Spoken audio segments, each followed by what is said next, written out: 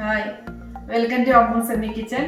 അപ്പോൾ ഞാൻ ഇന്ന് ചെയ്യാനായിട്ട് പോകുന്നത് ഒരു സ്നാക്സിന്റെ റെസിപ്പിയാണ്, ബ്രെഡ് ബോൾ. അപ്പോൾ നമുക്ക് ഈ ബ്രെഡ് ബോൾ എങ്ങനെ തയ്യാറാക്കാമെന്ന് നോക്കിയിട്ട് വരാം. അപ്പോൾ ഈ ബ്രെഡ് ബോൾ ഉണ്ടാക്കാൻ ആവശ്യമായിട്ടുള്ള ഇൻഗ്രീഡിയൻസ് എന്തൊക്കെയാണെന്ന് നോക്കാം.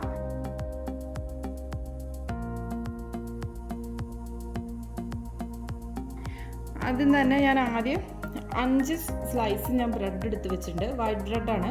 അതിൽ നമുക്ക് ഈ വെള്ള ഭാഗം ഒന്ന് പൊടിച്ചെടുക്കുക വേണം, പിന്നെ ബ്രെഡ് ക്രംസ് എടുക്കണം.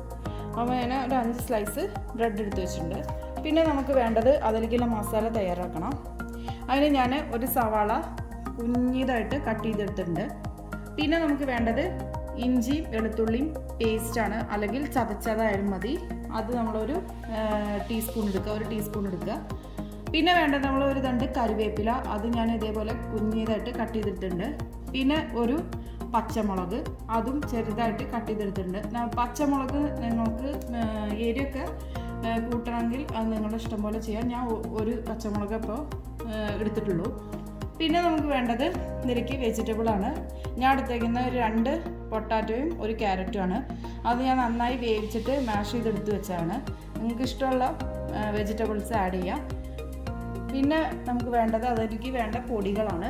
അതിൽ ഞാൻ 1/2 ടീസ്പൂണോളം മഞ്ഞൾപ്പൊടി എടുത്തിട്ടുണ്ട്. അതുപോലെ തന്നെ 1/2 ടീസ്പൂണോളം മുളക് പൊടി എടുത്തിട്ടുണ്ട്. പിന്നെ ഞാൻ 1 ടീസ്പൂണോളം ഗരം മസാല എടുത്തിട്ടുണ്ട്. അപ്പോൾ ഞാനൊരു മുട്ട എടുത്ത് വെച്ചിട്ടുണ്ട്. അപ്പോൾ നമുക്ക് ഇത്ര ഇൻഗ്രീഡിയൻസ് വെച്ചിട്ട് എങ്ങനെ ഈ ബ്രെഡ് ബോൾ ഉണ്ടാക്കാമെന്ന് നോക്കാം. അപ്പോൾ ഞാൻ ഈ ബ്രെഡിൻ്റെ വൈറ്റ് ഭാഗം ഞാൻ നന്നായിട്ട് ഒന്ന് പൊടിച്ചെടുത്തിട്ടുണ്ട്. അതുപോലെ തന്നെ അതിൻ്റെ ബ്രൗൺ ഭാഗം ഞാൻ ബ്രെഡ് ക്രംസായിട്ട് തിരിച്ചിട്ടുണ്ട്. അപ്പോൾ ഞാൻ ഈ പാനിലേക്ക് ഞാനൊരു 4 ടീസ്പൂണ് വെളിച്ചെണ്ണ വെച്ച് കൊടുത്തിട്ടുണ്ട്. ഇനി നമുക്ക് ഈ ഉള്ളിയൊക്കെ ഒന്ന് വാട്ടിയെടുക്കാം. അതുപോലെ തന്നെ കറിവേപ്പില പച്ചമുളകും ഇട്ട് കൊടുക്കുകയാണ്. ഈ ഉള്ളി വാടാനായിട്ട് ഞാൻ കുറച്ച് ഉപ്പിട്ട് കൊടുത്തിട്ടുണ്ട്. ഈ ഉള്ളി കുറച്ച് വാടി വന്നിട്ടുണ്ട്. ഇനി നമുക്ക് ഇതിലേക്ക് ഈ ഇഞ്ചി വെളുത്തുള്ളി ചതച്ചതൊന്ന് ഇട്ട് കൊടുക്കാം. ഇനി നമുക്ക് ഇതിലേക്ക് പൊടികൾ ചേർത്ത് കൊടുക്കാം. അപ്പോൾ ഞാൻ എടുത്ത് വെച്ച 1/2 ടീസ്പൂൺ മഞ്ഞൾപ്പൊടി, 1/2 ടീസ്പൂൺ മുളക് പൊടി, പിന്നെ 1 ടീസ്പൂൺ ഗരം മസാല. ഇത് 3 ഞാൻ ഇതിലേക്ക് ചേർത്ത് കൊടുക്കുകയാണ്. ഇനി നമുക്ക് ഇതിലോട്ട് നമ്മൾ മാഷ് ചെയ്തെടുത്ത് വെച്ച ഉരുളക്കിഴങ്ങും ക്യാരറ്റും കൂടി ചേർത്ത് മിക്സ് ചെയ്തെടുക്കാം.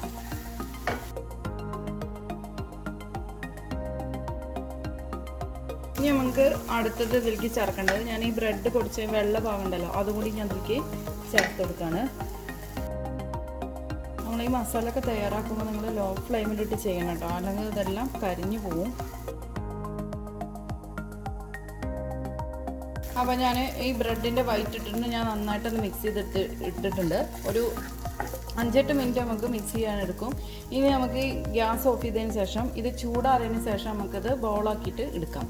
അപ്പോൾ ഈ മിക്സ് ഒന്ന് ചൂടാറിയിട്ടുണ്ട്. ഇനി നമുക്ക് ഈ മിക്സ് ഒന്ന് ഉരുളകളാക്കിയിട്ട് എടുക്കാം.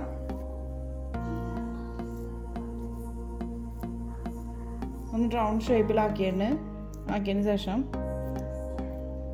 നമ്മൾ ആദ്യം ഒന്ന് മുട്ടയിൽ ഒന്ന് കോട്ട് ചെയ്യുക. അത് കഴിഞ്ഞിട്ട് നമ്മൾ ഈ ബ്രെഡ് ക്രംസിലൊന്ന് കോട്ട് ചെയ്തെടുക്കുക.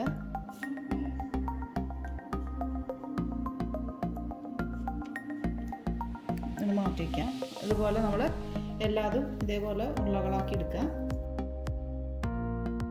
അപ്പോൾ ഞാൻ ഇതെല്ലാം അങ്ങനെ ബ്രെഡ് ക്രംസിൽ കോട്ട് ചെയ്തെടുത്തിട്ടുണ്ട്. ഇനി നമുക്കിത് ഫ്രൈ ചെയ്യാം. അപ്പോൾ ഞാനൊരു പാൻ എടുത്തിട്ട് നന്നായിട്ട് എണ്ണ ഒഴിച്ചിട്ടുണ്ട്. ഞാൻ നല്ലെണ്ണയാണ് എടുത്തിട്ടുണ്ട് ഡീപ് ഫ്രൈ ചെയ്യാൻ വേണ്ടിയിട്ട്. ഇനി നമുക്ക് ഈ എണ്ണ ചൂടായിട്ടുണ്ട് കുറച്ച്. ആ ചൂടായ എണ്ണയിലേക്ക് നമുക്ക് ഈ ബോൾ ഓരോന്നായിട്ട് ഇട്ട് കൊടുക്കാം. ഇതൊരു സൈഡ് നമുക്ക് ആയി നോക്കാം, തിരിച്ചിട്ട് കൊടുക്കാം. അപ്പോൾ നമ്മൾ ബ്രെഡ് ക്രംസ് 2 സൈഡിൽ നിന്നുള്ള ബ്രൗൺ കളറായിട്ട് വന്നിട്ടുണ്ട്. ഇനി നമുക്കിത് കോരി മാറ്റാം. അപ്പോൾ നമ്മുടെ ഈസി ആയിട്ടുള്ള ബ്രെഡ് ബോൾ ഇവിടെ റെഡി ആയിട്ടുണ്ട്. അപ്പോൾ നിങ്ങൾക്ക് എൻ്റെ ഈ വീഡിയോ ഇഷ്ടപ്പെടുകയാണെങ്കിൽ തീർച്ചയായിട്ടും ലൈക്ക് ചെയ്യാനും കമൻറ്റ് ചെയ്യാനും അതുപോലെ തന്നെ ഷെയർ ചെയ്യാനൊന്നും മറക്കരുത്. അതുപോലെ തന്നെ എൻ്റെ വീഡിയോസ് ആദ്യമായിട്ട് കാണുന്നവരാണെങ്കിൽ സബ്സ്ക്രൈബ് ചെയ്യാൻ മറക്കരുത്. അപ്പോൾ അടുത്ത നല്ലൊരു റെസിപ്പിയായി കാണുന്നവരേക്ക് bye. Thank you for watching Ammu semi kitchen.